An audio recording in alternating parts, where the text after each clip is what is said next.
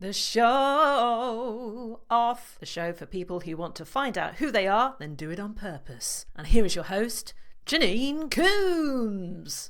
Hello and welcome to another episode of The Show Off. Today we have Abi Sea, an award-winning copywriter, messaging expert, and positive butt kicker for coaches and business owners who want to get seen, get clients, and get paid without the fake twattery of the online space.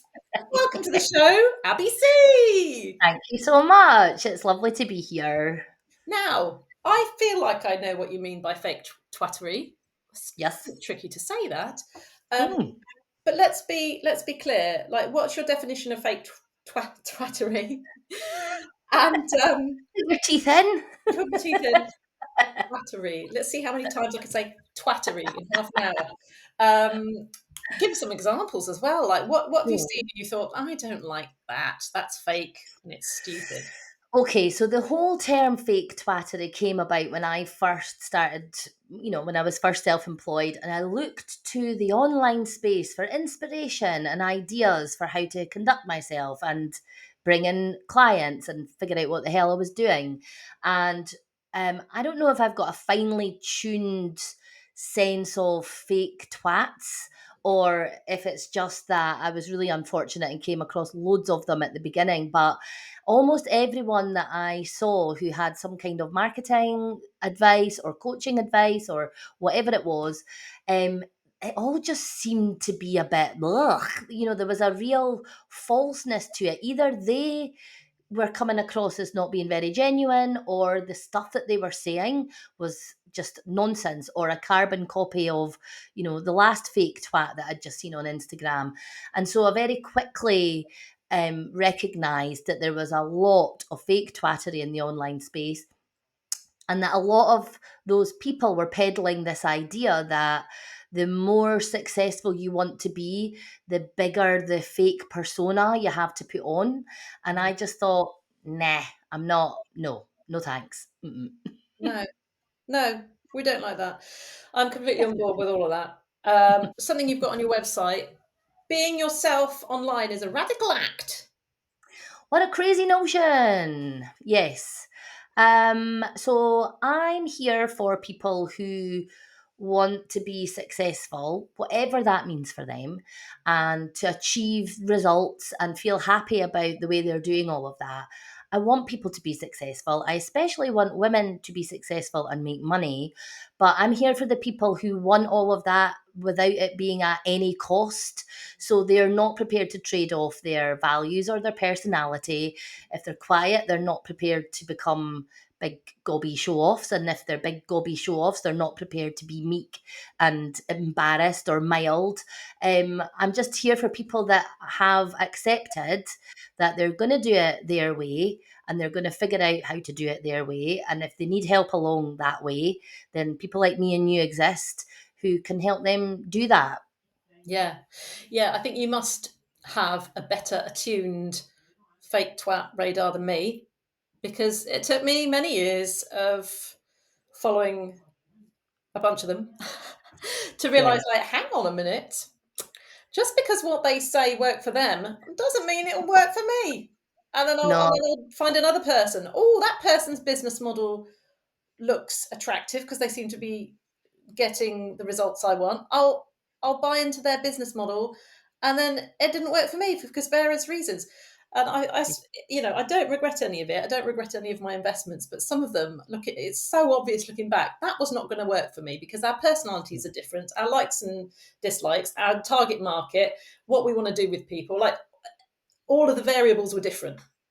Yeah, but also I think at the beginning it's really difficult to know who you are in the online space. So even if you do find someone who could potentially be a good match for you, because you don't really know, you haven't figured out your space yet, or your voice, or you really what you need to say, any of that stuff. So it's really easy for it not to go right. And so I do actually think that we have to make these mistakes at the beginning so that we can then go back and reset. I was quite lucky that one of my first ever clients was a fake twat. So I just got really quite quickly sort of in the zone of recognizing when people are not really being true. So this one client, who shall remain nameless, she's an American. I don't actually think she's in business anymore. And I was helping her with her content, with like email marketing, that kind of thing. And it was just in between lockdowns 1 and 2. And I don't know what happened to the online space. It went a bit mental with everyone talking about how much money they earned and then sharing photos of their bank accounts to prove it. Like, remember that? And so she was one of those people who liked to take a wee photo of her bank account, like, regularly. And what she was claiming was her income that month from her coaching clients and from the programs that she ran, all of that kind of stuff. I knew, because I was on the back end of it all, that that money was government loans and funds for her husband's business. Because of lockdown. So, I knew that what she was saying on the outside wasn't what was happening on the inside. And so I feel really lucky that I got that very big lesson that what people say is not always what adds up. Mm. Yeah. Mm. Yeah, that's an interesting cautionary tale, not necessarily for your part, but maybe for her. Because I believe people when they put stuff on, I'm like, Yeah, oh, look at them, that's nice. They seem to be yeah, doing well. But nowadays, you've got AI that can do anything you want. Uh, yeah, exactly. That just adds a whole new level of fake twattery that I'm not actually prepared to think about too much at the moment, because it's just a head fuck. Now, something I know we've talked about before, and I wanted to touch on in this episode, is can I call it a fact? If we both believe it, is that fact? Let's separate opinion from fact. Our opinion is that one of the key elements that you need to nail in your business is that positioning of what you do for who. Yeah, And I think that's where a lot of fake twats can get in there, because they're saying, oh, the thing that you need is this social media channel or this tool or this hack or this little thing that can't possibly bring you the results that they're saying it will bring you. Like 1% of their clients might get the results they're yeah. promising you, but without. I mean, I've got somebody in mind, and I can't obviously say who it is for Damn fear of being sued. it. But they're promising something from this tactical marketing, such a small thing, when I could see that some of the people that were signing up to their thing hadn't nailed that fundamental thing. They were too early in business. They didn't know Yeah. who they were helping with what. Yep. Discuss. Well, I think that probably would be considered a fact if we're being pedantic, because a fact is like something that is universally agreed upon or accepted. And I think even these fake twats would claim that in some of their marketing and some of their messaging, that that's an essential piece. So I'm going to stick with that being a fact. But yes, you're so right. I'm seeing loads of that at the moment, especially related to things like, I fed ChatGPT this one prompt and woke up to £10,000 in my account in the morning. uh, DM me if you want this prompt too, and so everybody then thinks, absolutely brilliant, I don't need to do very much to make loads of money. And so I think it taps into two different things. The first one is people's ignorance, that they think that there's one quick thing that will get them what they need or what they want, without doing that foundational piece to work out who they are and who they're for and what they do. But then there's this other element of another set of people who actually don't want to do that deep work in the first place. They want the overnight success. They want they're fake twats in making. Because they see like the big web celebs and the gurus that are out there and think, oh yeah, I'll have a piece of that. If that's worked for, I'm not going to name names, but think of a big guy that looks like he should be a hero in a Disney movie and he once was very into the gym. If he can run a prompt like this, or if he can write a book and make millions out of it, then I can do the same. And the two things do not compare, because these people have been out there for however many years. They've got a huge audience.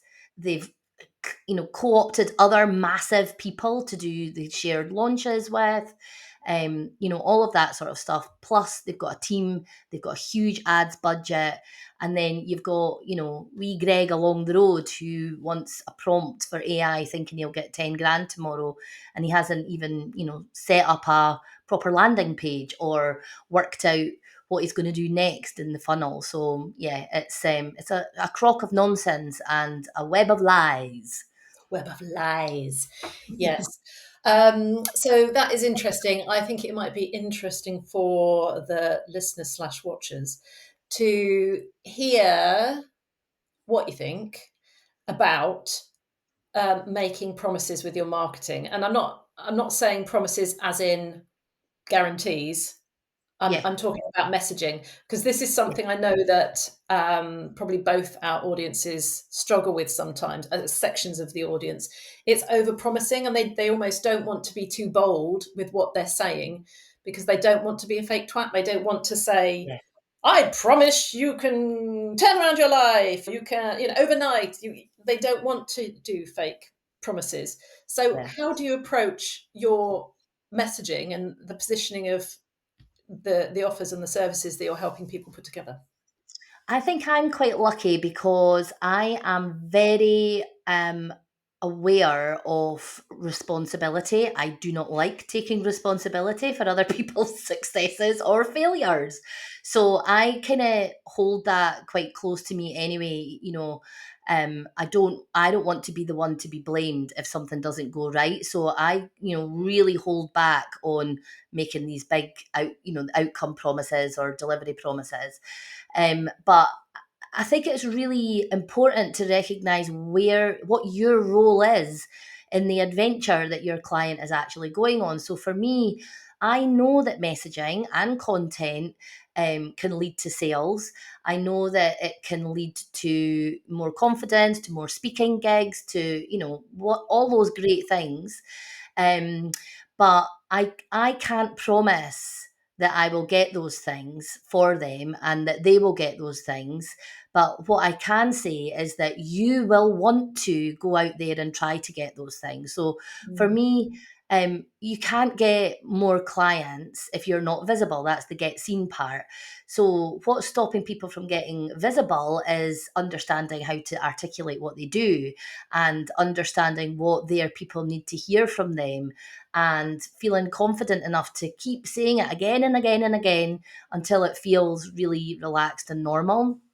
So if I know that I'm helping people get to that place where they will want to start making DMs or pushing for sales calls or pitching themselves for speaking gigs or being on podcasts, then I feel like that's enough for me. I know that if they put themselves out there, those things will start to happen, because literally the only way you get these things is to get out there and start making them happen. But most people jump to the social media stage or to the sales stage or pitching their ideas to podcasts without doing the messaging work, which then transfers to the content work. And so they don't get the traction and the momentum that they're looking for. So they get frustrated and they think that they've gone for the wrong program, or they've read the wrong book, or they've followed the wrong guru, when actually everything always comes back, first of all, to your messaging, because that makes it clear in your head, and then it makes it confident when you're talking about it, right? So end of discussion. End of discussion. Let's cut it off now. Hang up now. No, we can't, because we've got more questions. So what I'm hearing is, and because I know you and what you do, and I agree with you, what I'm hearing is messaging is less about, I promise you this big sexy outcome, whatever Yes. field you're in. It's more about making sure that you're connecting with what your ideal clients actually want to be able to do.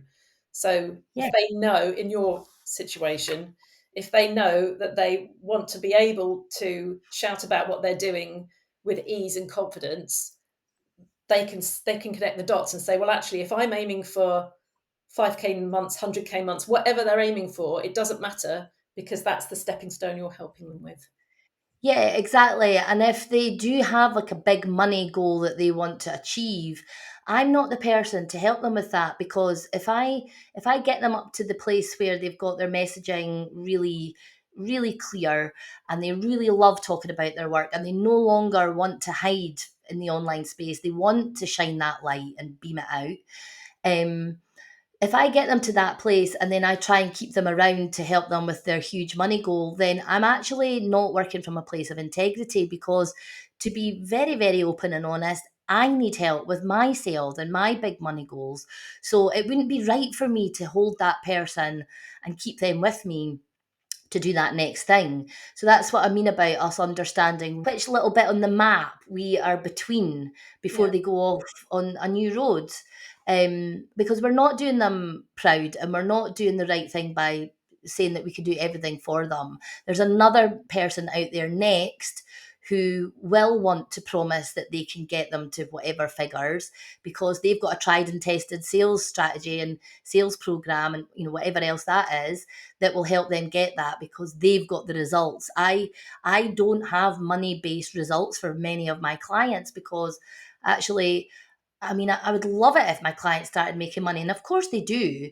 But I want them most of all to feel like they've got what they need to be themselves when they go out there and attract new clients, and create new offers and have great collaborations like this with peers and people in their network that they really enjoy working with. Because for me, that success is a good network, feeling great about your work, knowing that it helps, and seeing what's next, because there's always a what's next. Yeah. Oh, I love that. I love that. So it's about owning your step in the journey, being clear on your client's journey, and Yeah, you're owning that step on the journey. yeah.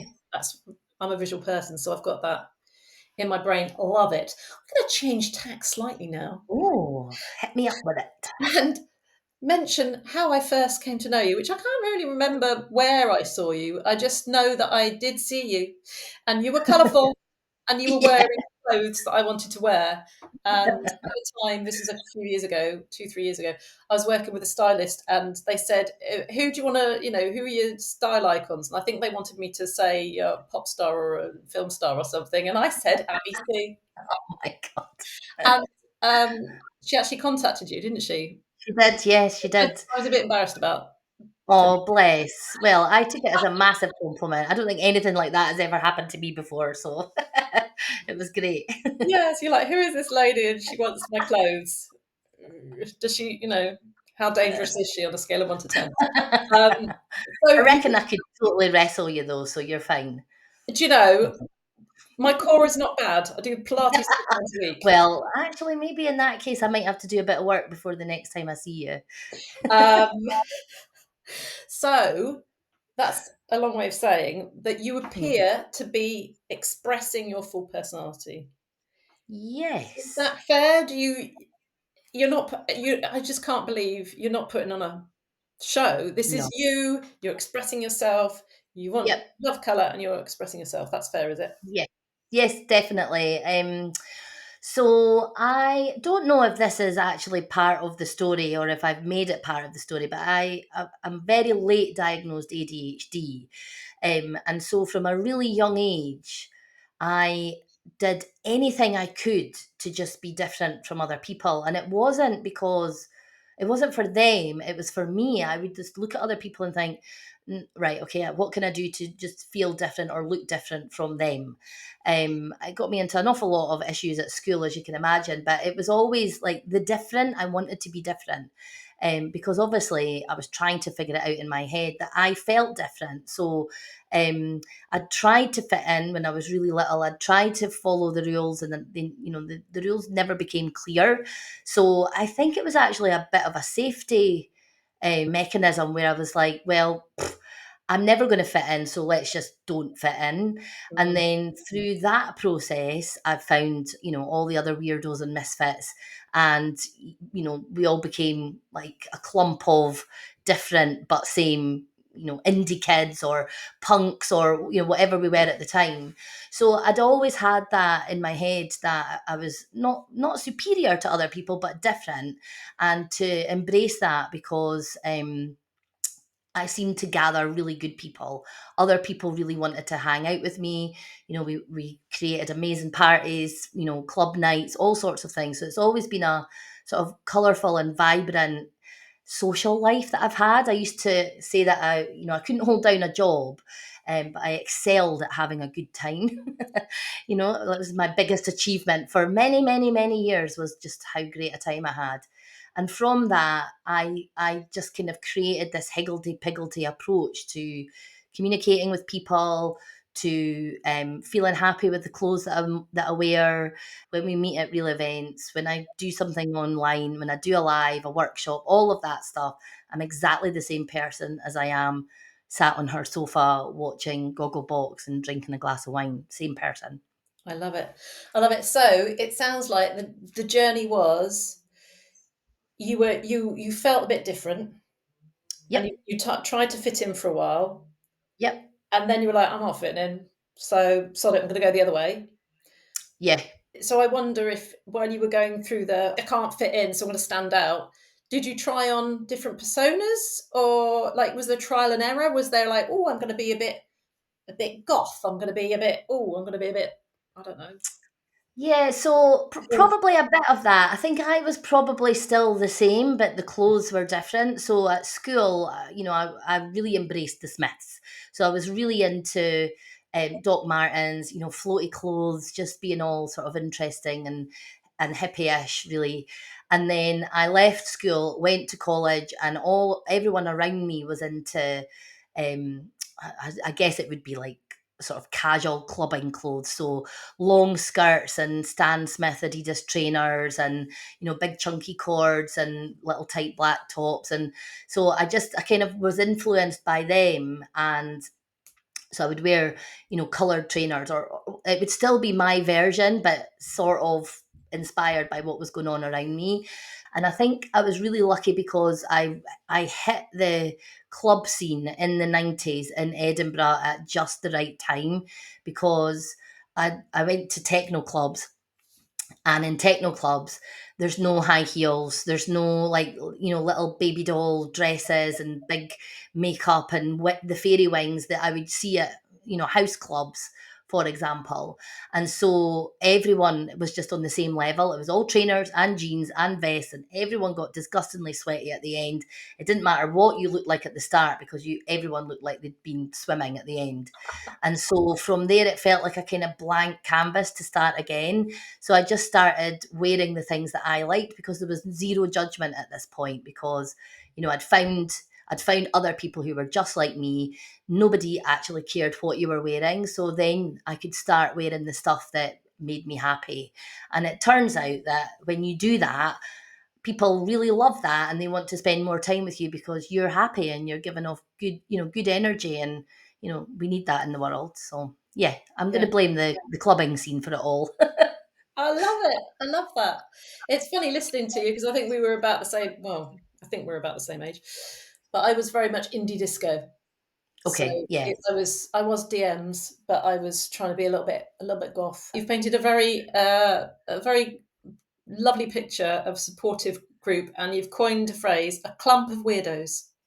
A clump of weirdos, yes. And I think, that's something, if I was only to give, any advice for anyone trying to figure out how to be themselves online, and I'm sorry if I've jumped your questions, but it would be to figure out your flavor of weirdo and just like embrace that, because instead of trying to hide it, like I think that's one of the sort of systematic problems with the online space, is that so many people are living by the shoulds, that they squash down the reality, they squash down who they really are, or they think they're too weird or too quirky or too boring or whatever. And actually they're the very bits that should be shone brightly, because as consumers, we're all seeing the sea of blandness, we're all seeing the fake twattery, we're all seeing this frustration that we've got something we want to change, but we don't exactly know who to trust for what our next step is. So as business owners, we should just embrace that flavour of weirdo that we've got and let it shine out, because to be honest, it's going to come out anyway. Yeah. Yes. Better that it comes out on your own terms. Yeah. Tell me about your Blitz messaging framework. Oh, thank you for asking. So I am a copywriter to trade. That's what I've worked, with words in comms, writing comms for a very, very long time now. And when I first became self-employed, I wrote copy for literally anyone and everyone, all sorts of things. And then the pandemic came along and all of my clients disappeared overnight because, pandemic.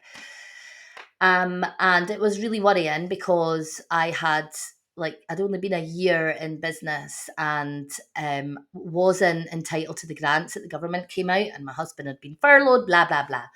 So I needed to think really quickly about what I was going to do. And, I kind of did what I always do, which is look to see where I'm needed first and then see if there's something that can be done around that. And all or everywhere I was online was, just women mainly, really needing to pivot into the online space. So they needed an online presence. They didn't have one. They didn't know what to do with social media, all that kind of stuff. And I knew that I had the expertise to help them. So for the rest, I started doing courses and, following the people who knew more than me about the online space. And what I realized is that there was so much kind of messaging around and tactics around the negative psychological triggers. So what I mean by that is like fake scarcity. There's two places left for this program. Or one of the things I did in a course, the guy said, what you need to do is find their pain, isolate their pain, get a knife, stick the knife in their pain, and then twist it. And I just thought, I'm not going to do this. So I did this copywriting course on sales pages because I didn't know what a sales page was. I didn't know about the funnels. There was loads I didn't know, like most of us when we set up on our own. Big learning curve. And so the sales page this guy had written for us to learn from, I went through it and realized that of all of the sales page, the only thing designed to spark any kind of positivity was the testimonials. Everything else was fear, worry, just lack, all panic, like all sorts of really negative. FOMO. FOMO, exactly. And I just thought, here's an opportunity for me to be different, which is what I like to do, as we've just established. And I wonder what it would all be like if the whole thing was set for positive psychological triggers. So I basically just played a game of opposites with this sales page and had a look to see how I might create a sales page where every single part has some kind of positive nudge. And it was really easy and it was a really lovely thing to write.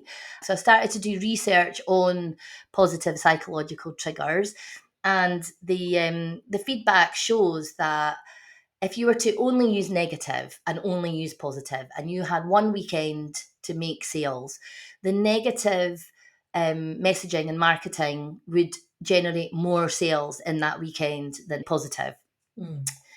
But over a longer span of time, if you follow the thread of the positive marketing, the lifespan of your client is longer. The loyalty that is built between you and your client is stronger. And, the experience for the client is completely different. So that's the big story behind it. So I created this framework called the Blitz, and it stands for build empathy, lift with hope, inspire and ignite, truth and facts, and zapping fears.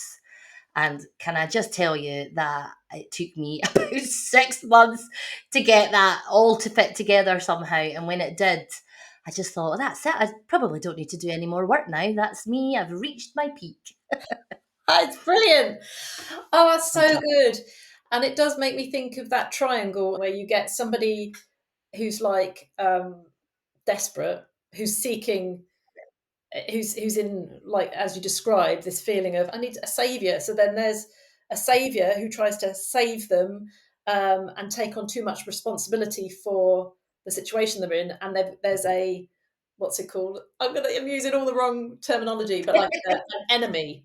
So that's the danger, I think, because Yeah.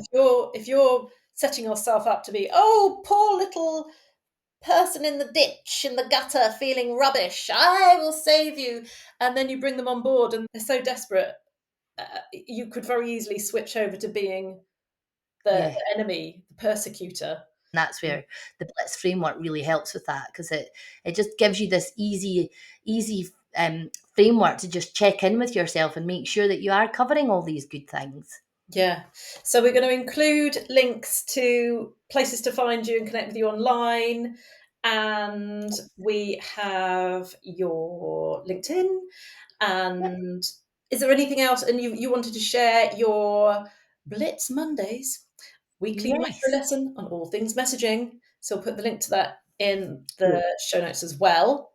Is there Perfect. anything that you would like to impart today? Just enjoy this, because we often, the ups and downs of working for yourself financially, mentally, the amount of time that you spend doing things that don't work, all of that can be really, really hard. And it's really easy to fall into that trap that this is also difficult and it would be, let's just get a job. So whenever you're feeling like that, the best thing to do is just recognize what a gift it is to be in this position. I know we go on about how much we hate creating content and social media and all of that, but the alternative is morning networking meetings and adverts in the local newspaper. We don't want to go back to those days. And if it feels hard and lonely and isolating, then just do a little bit of research and find some people to connect with, because, as Winnie the Pooh said, it's so much lovelier with two. Oh, So find your piglet, find your weirdo, and just enjoy this, because there's so much to enjoy and there's so many great people to meet along the way. We hold ourselves to such high standards, or impossible, or difficult standards that no one else holds us to. So we need to let ourselves off the hook. yeah. Love it. Let yourself off the hook and find your clump of weirdos. Yeah. Mic drops. End of episode. Abi Sea, thank you so much for joining me. Oh, it's lovely. To you, and I will see you soon. Mwah. Thanks for having me. See you later. You have witnessed the show off with Janine Coombes. If you liked it, hit that subscribe button and share with your friends. For more episodes, go to janinecoombes.co.uk/show off.